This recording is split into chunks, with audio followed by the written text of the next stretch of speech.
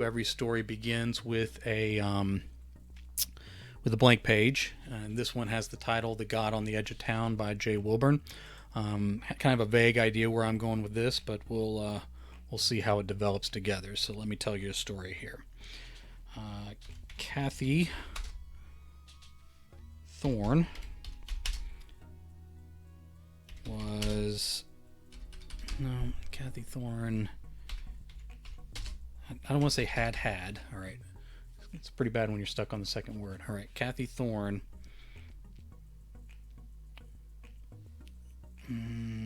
Cathy Thorn had enough. We'll just keep it at that. That's not necessarily grammatically correct. It should be had enough, but we'll just buzz right over that. She drew the largest knife she could find from the butcher block. She wasn't a great cook. He reminded her of that often. She wasn't a great cook. He reminded her of that often. Do you write a short story every stream? Because that's some productivity. Yes, I do. I do stream 4 days a week, and each stream I do the blocks there. And the one block is writing, so I'll write a story from beginning to end, first draft. I'll do an editing block, usually of the story from the previous stream, a reading block of a story I've been working on for a while, and then sometimes like a bonus block where I'll do an article or another reading or something like that. So yeah, I do that every time, and then that's in addition to the writing I do like in the mornings before I get to stream time and all that. So I keep myself pretty busy. That is true. All right, he reminded her of that often. She didn't know what the different types of knives were for exactly, but she knew what she planned to use this one for tonight.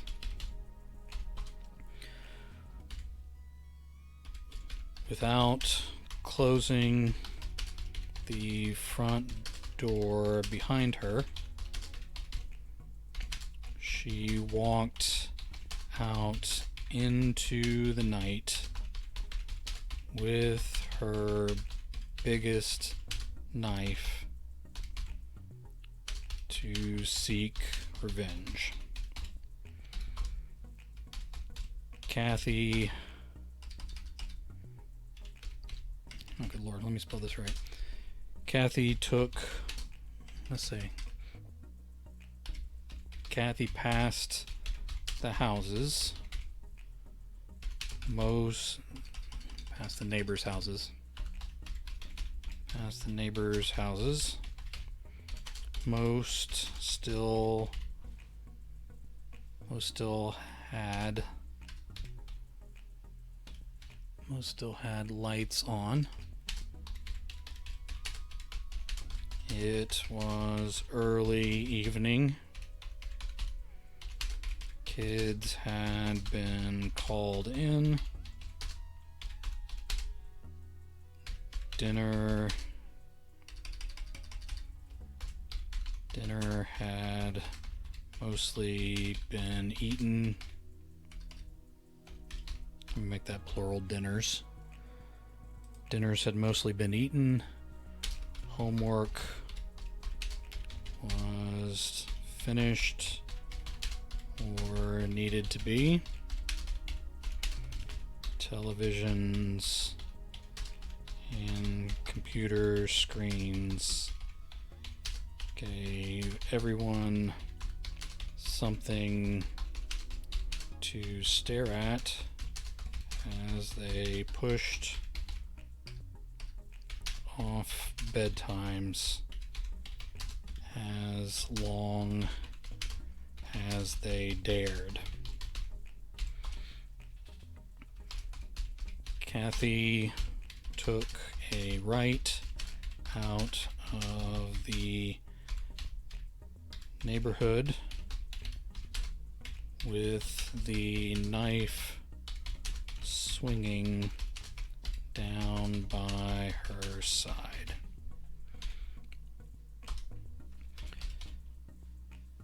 Streetlights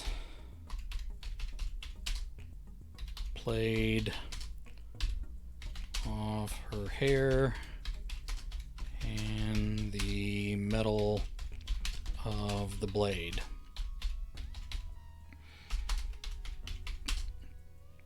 Cars passed in buzzes and swoosh of air. If they saw what she carried or suspected what she planned,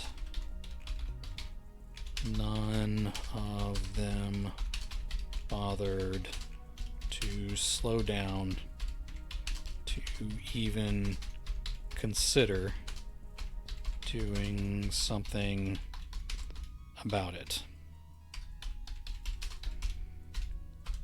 It was one of those weird hours where it didn't pay to get involved in anything complicated. Cathy moved on and crossed the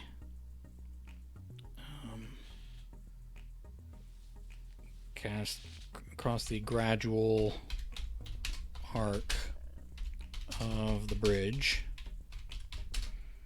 making no effort to hide what she carried. Maybe it was that confidence that caused all the passerbys that night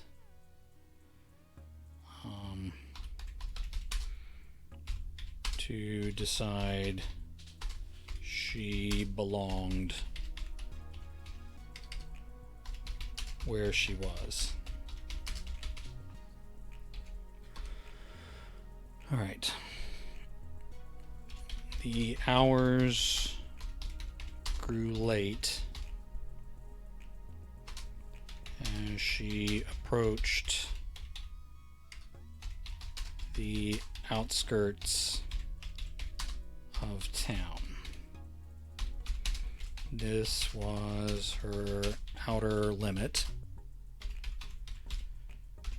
She had no idea if everyone else in and out of town were bound by the same rules.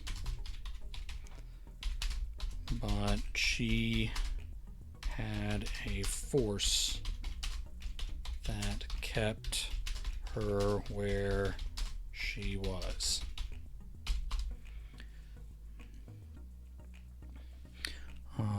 She had a force that kept her where she was. It was a curse she had from early days. Whatever fate placed her in whatever place designated for her, the boundaries went up. The men in her life served as the guardians of these limits. Many of them, especially the current guy she she intended to rid herself of tonight could barely hold their own lives together. But they were faithful to holding Cathy Thorn in place. They maintained her boundaries with godlike, hold on, let me spell that word, with godlike patience. All right, I ordered my new computer today, so hopefully my writing is going to increase soon. Any advice on planning a novel? I've got 20 chapters planned out and need maybe 10 to 20 more. It's so hard. Well, if you got 20 chapters planned out, you have a pretty good feel for the novel, it sounds like. The key, I think, in a first draft is to just tell the story fearlessly. So don't be afraid of it being wrong. Don't be afraid of it getting off track. Don't be afraid of it not being perfect. Don't be afraid of it being the worst novel you've ever written. Hopefully, if you have a writing career, your first, second, third novels will not be the best that you ever write. So it's, I think, important to go in with just the idea of get the story down, get the words down, and then you need to be willing to do the work on the back end, the idea of coming in and doing the edits and making it perfect and that kind of thing. I also think it's good not to get yourself caught up in a million rewrites. So you reach a point once you've written a novel where you go into, you rewrite and you edit, which I think is important. But you do reach a point eventually where you're not making the novel better, you're just making it different, and that's true of short stories and any length. The more and more you rewrite it, you can make improvements, and you can make small improvements, but there comes a point where the overall quality is not increasing with every change that you make. So I would say especially it seems like if you've got 20 chapters planned, that you're a good outliner, or that's where you're leaning toward in your story writing, which is fine. So use that outline and just kind of build from it as you play out the novels. Let the characters kind of fill up the space that feels natural. If it goes the wrong direction, you can always go back and make changes, and then just kind of work your way through chapter by chapter. And if you're a short story writer at all, for instance, I was writing a lot of short stories before I attempted my first novel. It's not a perfect analogy by any means, but one way to get through a novel is to imagine each chapter as sort of a mini short story that's maybe needs to stand on its own a little bit, but also has to be connected to the chapters before it and after it. I would say, as much as you can, avoid the transitional chapters. So don't just necessarily have a chapter with a character driving from point A to point B, and you have one chapter where something's happening in A, and one chapter where something's happening in B, and then you have this chapter in between where you're just kind of driving. Now, of course, dialogue can be important, so you can have characters working something out during that drive, but sometimes it's better to put that into the actual action. So to shorten it up, as a lot of authors have said, just kind of skip the boring parts. You can also write a novel out of order. So if you have chapters that are standing out to you, you can write those out of order. That can get complex though, and you can kind of lose the narrative doing that. And you can also create scenes that don't necessarily fit later. Like once you've pieced the chapters together, you realize, okay, this chapter that I love so much that I wrote first, it's really chapter 18. It doesn't work anymore because the characters are different people now. So I guess in a lot of ways it's just easier to go linear, but it's okay to go forward and come back as you need to kind of figure out where you're going. So to shorten it up, I would just say you definitely need to trust yourself. You need to go in fearless. You need to not let fear stop you where you're at chapter 5 and you can't ever get started on chapter 6 because you're not positive you got it right. Sometimes you just got to plow into it and let it happen.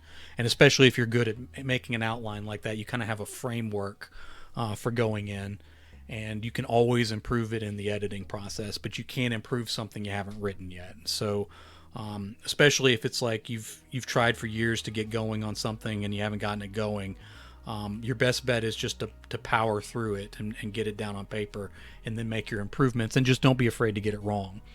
Worst thing that happens is you put this novel together, it's pretty good, and it's not as good as the second, third, or fourth novel you make, and you kind of want that to be the case. You don't want your first novel to be great and everything to be downhill from that. So just be willing to go in there and make the best novel you can with who you are right now, and trust that every novel you write after this one will be better because you wrote this one. So I guess some of that's kind of rambling, but I hope it serves you pretty well putting it together. So good luck. I subscribe to your YouTube channel and have watched through a couple things, and look forward to seeing what you're going to do. It's kind of cool to have somebody sort of what would be considered, like you said, you said that you've been writing a long time but didn't feel like you had a lot to show for it.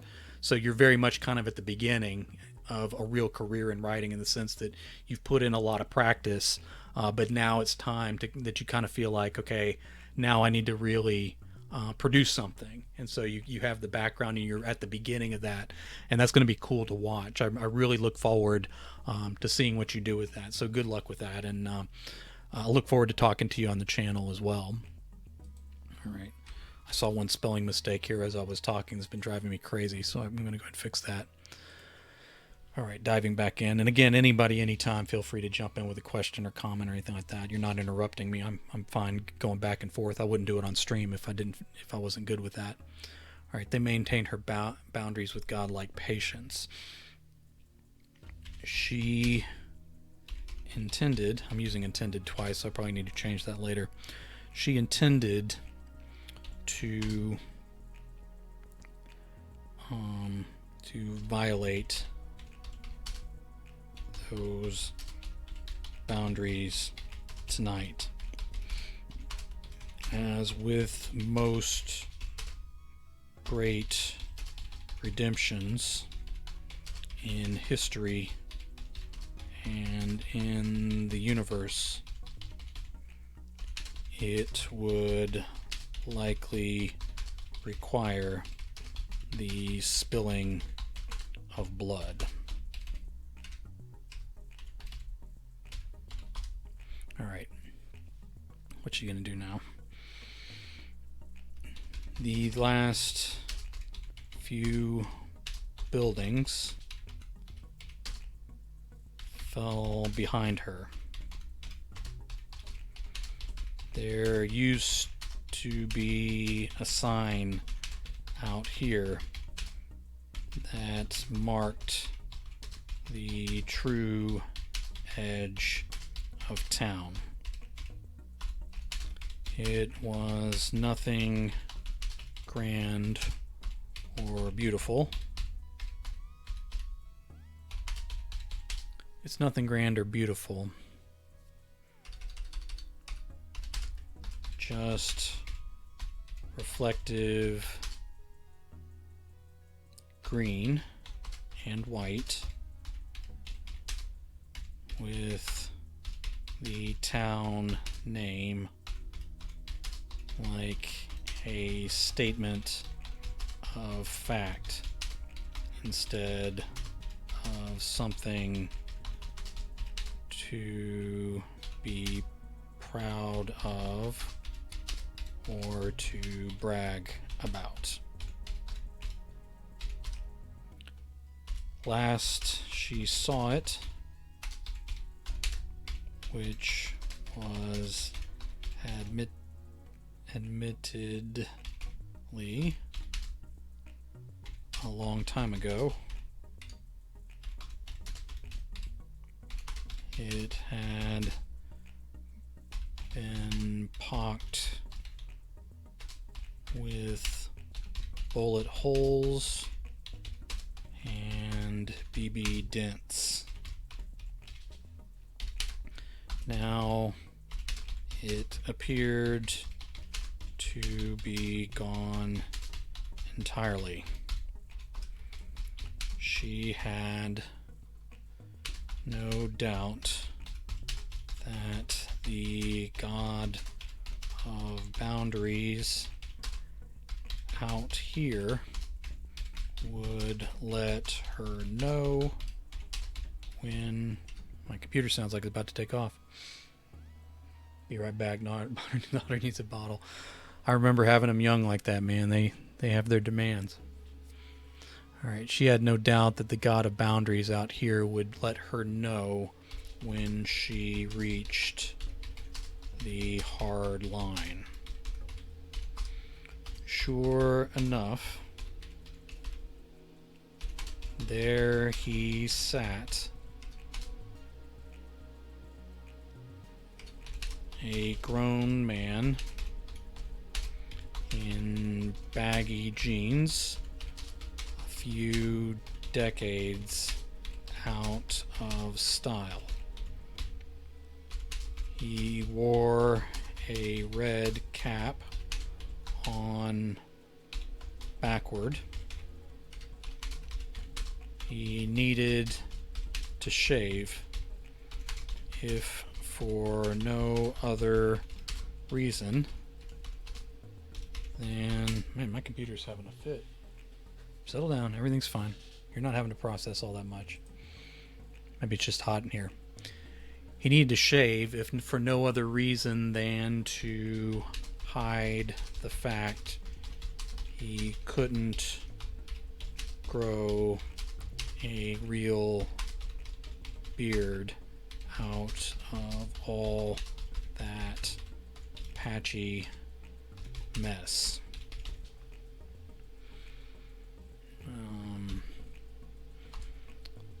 Sitting slumped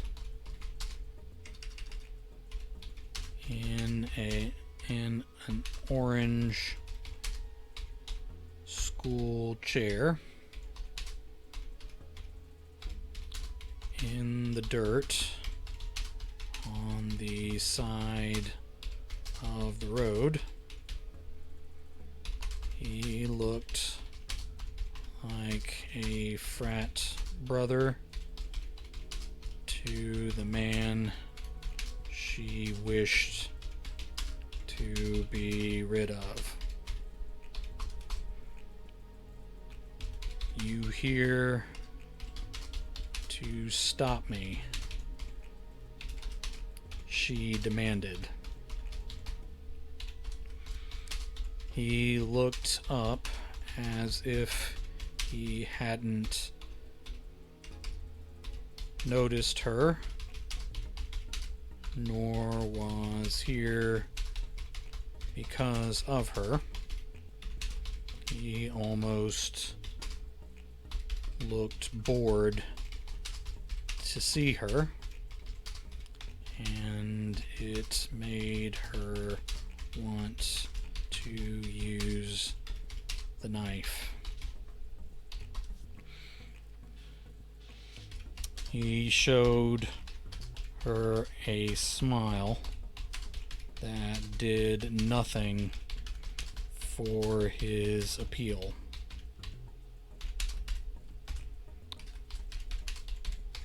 You lost, girl?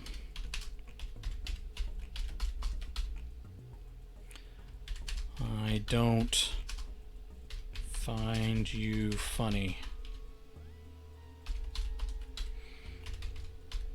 Wasn't trying to be, and I'm not here to entertain you. She adjusted the knife in her grip and lifted it just enough to maybe draw attention to it. You going to stop me if I decide I want to keep going? His smile wavered.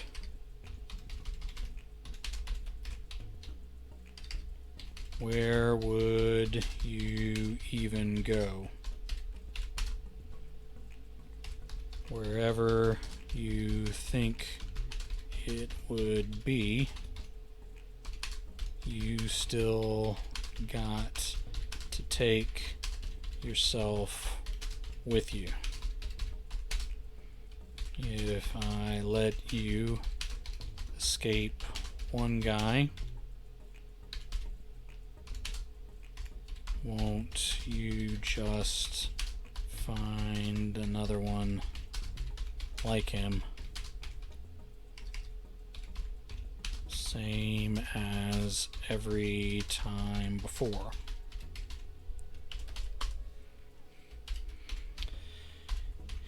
He's your guy, your brother, in your image. I need you to take care of him. He tilted his head. The hat turned light blue. His cheeks had a closer shave, and the hair showing at the temples was now silvery gray.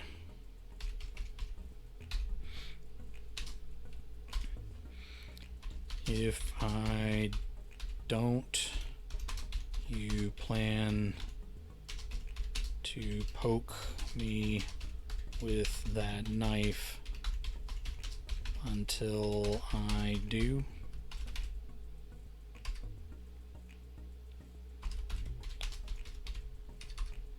I think I can hurt you, she said, or force you to finish me off if you don't do what I want. Over the course of her words, he went from smile to frown to a straight, tight line. Straight, tight line.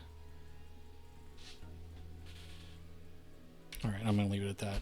I don't think that's perfect, but we'll keep rolling along here. Over the course of her words, he went from smile to frown to straight, tight line. Finally, he took a deep breath and said, "You haven't had the courage to stand up to him in any meaningful way yet, but now you're ready to get him killed or yourself in the process."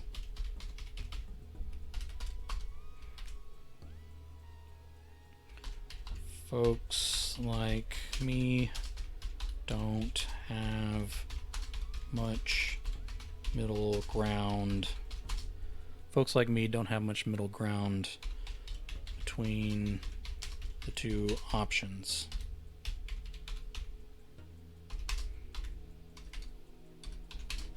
Not with guys like you keeping me in these boundaries. It's funny, girl, that you believe you had no part in setting up the boundaries of your life. What folks like you have is a need for a god or a devil to blame for everything wrong with what your life touches. You going to do it or not?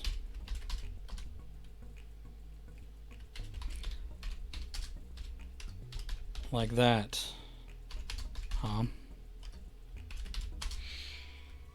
He stood from the chair, and then there was no chair.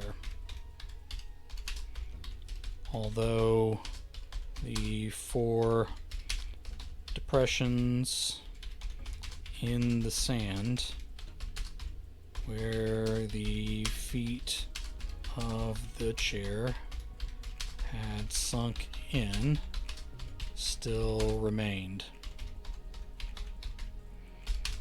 He lost the hat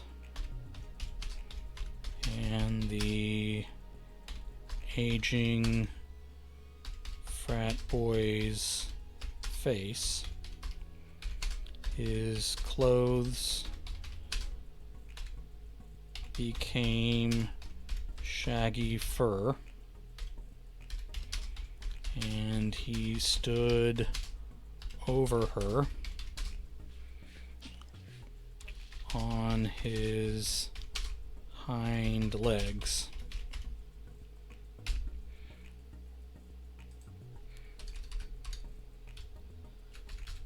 Let me save what I got so far. Even with his imposing savage height, he wavered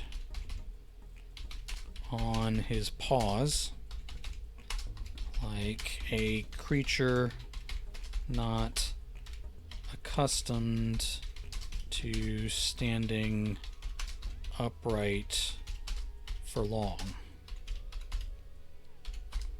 One terrible paw with deadly black claws rested heavy on her shoulder.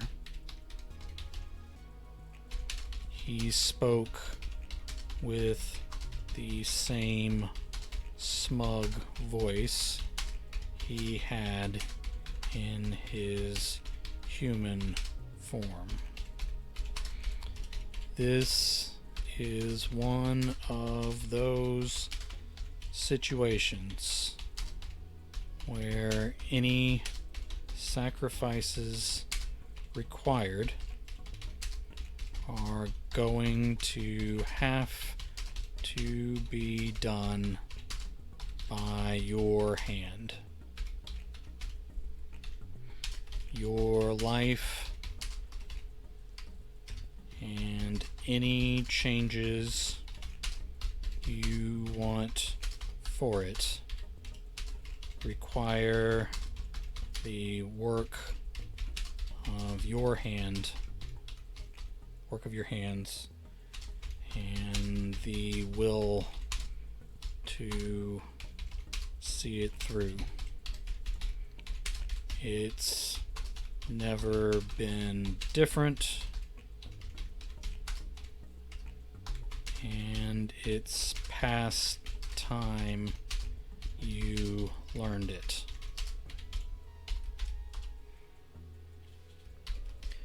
Your breath smells like fish and rot. He gave a bellowing laugh that sounded more animal than human.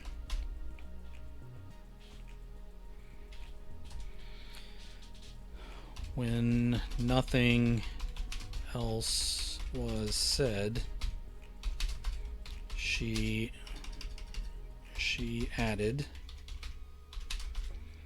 "I'll admit I had a part in the problem. If you'll admit that you were not hands off in the situation as it is now." He shook his hairy head. "I don't care what you admit to or not. Makes little difference to me. I need you to play a part in the solution." "Very well." The bear god on the edge of town said, "I'll loan you a little power, a little courage, and a little piece of me for the business ahead."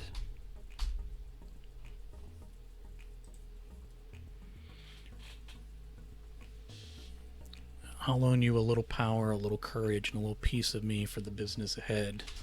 What you do or fail to do after that is on you. I'm not here to give you promises or pep talks. I'm fine watching you waste away as slowly or as quickly as you like." As soon as he finished talking, she pulled away from his paw in pain. The agony fell on her so sharp and quick, she thought he had bitten her. Cathy looked down and saw her hands swell. She screamed and fell to her knees. From there, she watched the dark fur envelop her skin. Her own nails sweated blood as they rounded into dark, round claws as sharp as his. Cathy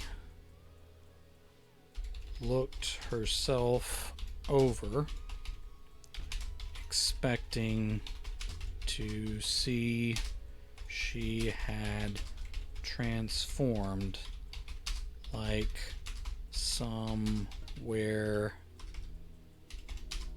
animal.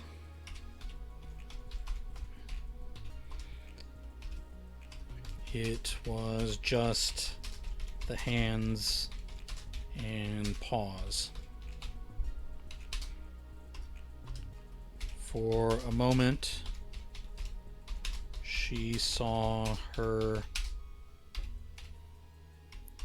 ordinary hands again. Then they were bare claws with a shot of arthritic pain, let's say ache. Her own hands appeared yet again.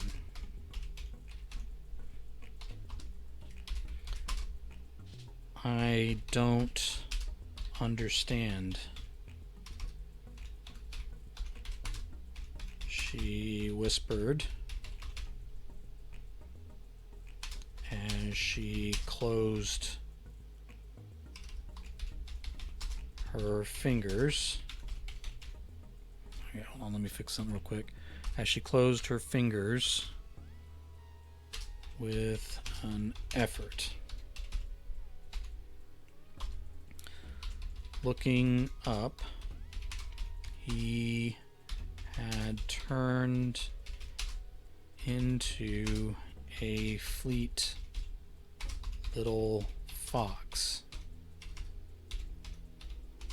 The same shade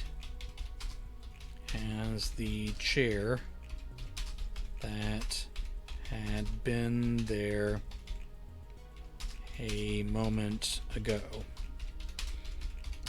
The fox flitted on the edge of the road,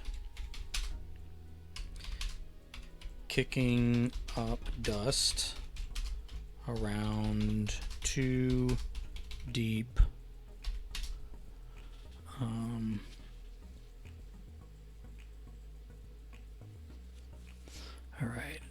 flitted on the edge of the road, kicking up dust around two deep bare tracks. She thought there would be no more words, but that sly frat boy voice came from the fox's snout one more time.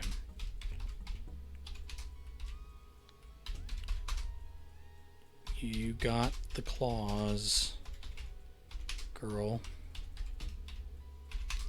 Time to stop making excuses and decide how you're going to use them.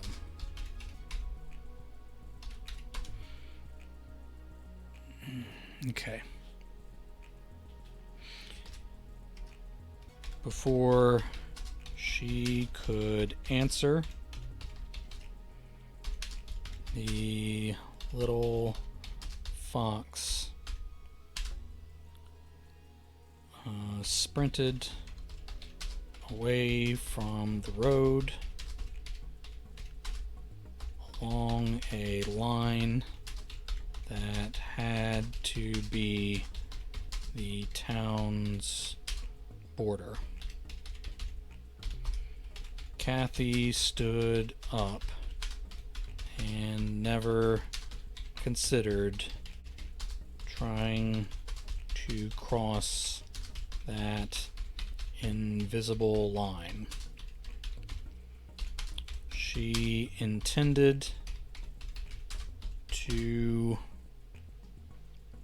break her boundaries tonight, but that breaking needed to occur back in the center of her life first. She left the knife lying in the center of the road as she turned for home. Cars passed her, but they did slow down a little this time. Something about her wasn't right. The drivers couldn't place it, but they sped back up when they decided it was nothing they wanted to be a part of. Cathy Thorn didn't notice. She watched her hands shift back and forth from human to animal.